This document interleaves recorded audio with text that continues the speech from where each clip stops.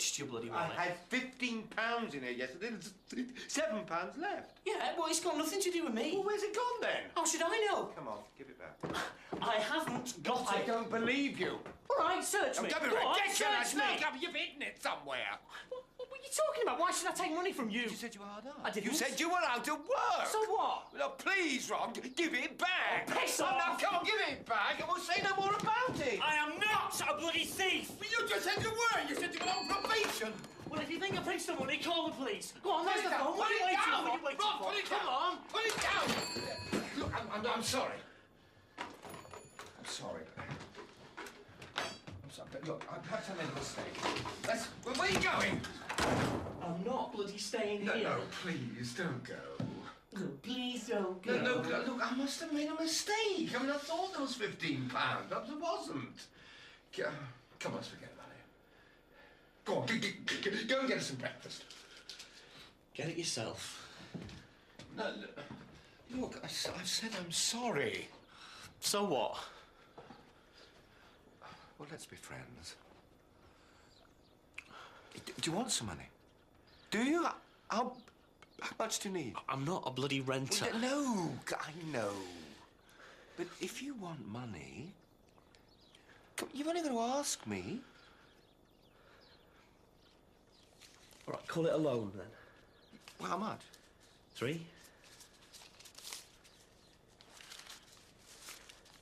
Go on, go and get us some breakfast. All right.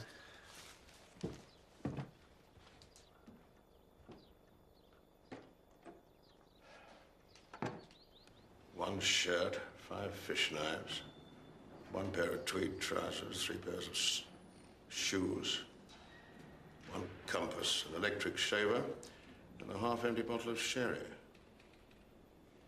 Is that all? So he says. What do you make of it? I'm not sure, sir. Doesn't add up somehow. He's not telling us everything. You think he's lying? I think he might be. Let me know what happens. Your superintendent knows where to find me. Yes, sir. Handle this carefully, Ross. Carefully and discreetly. There are certain anxieties. The Foreign Office wants to avoid any possible embarrassment. I didn't know he was mixed up with the Foreign Office. Oh, he got to be their chap during the war. Quite a big fish, our Mr. Turing. Winston thought the world of him.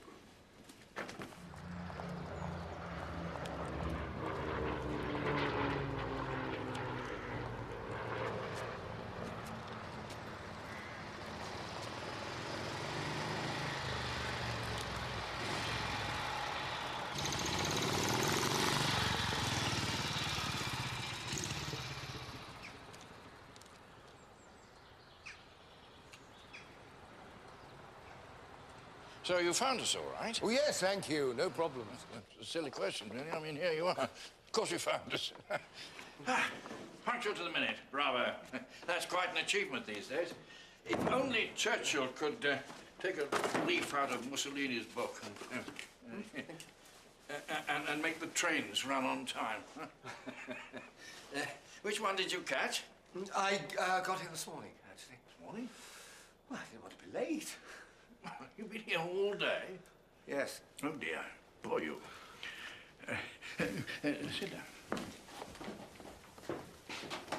You must be wondering what this is all about. Well, I know your reputation as a code breaker, Mr. Knox, so I rather assumed it was something to do with the deciphering work you're doing here at Bletchley. You heard about that? Yeah, well, not much, just talk. What sort of talk? Amongst my colleagues at Cambridge. Well, it's supposed to be tremendously secret, this place. I mean, really, tremendously secret. Hence all the soldiers of barbed wire and passwords and so on. Well, yes, I realise that. How did you get in, by the way? Did they tell you the password? I showed them your letter. Did you? Good.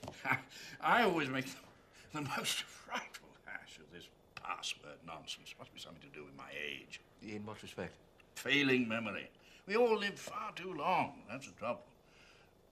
Faculties fade, body disintegrates, mind crumbles. My solicitor says the dentists are to blame. He opines that nature intended us to die as soon as our teeth drop out. But thanks to the advances in dentistry, we struggle on into an infirm and wretched old age.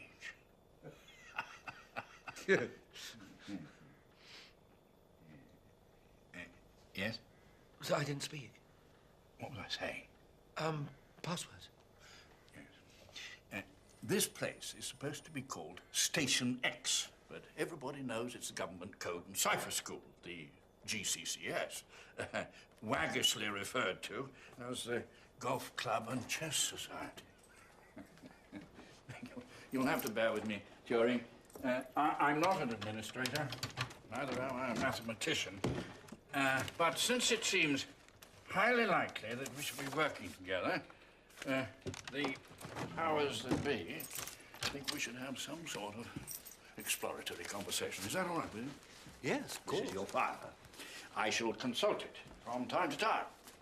There's no need to be alarmed. No, I'm not.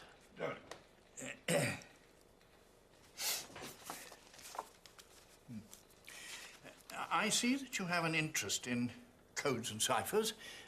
How did that begin? Well, I've always been interested, I think, ever since I was a boy. I remember getting a prize at school, a book called Mathematical Recreations and Essays, and there was one chapter on cryptography, and I found it fascinating. Then, but much more recently, I realized that my ideas in mathematics and logic could be applied to science.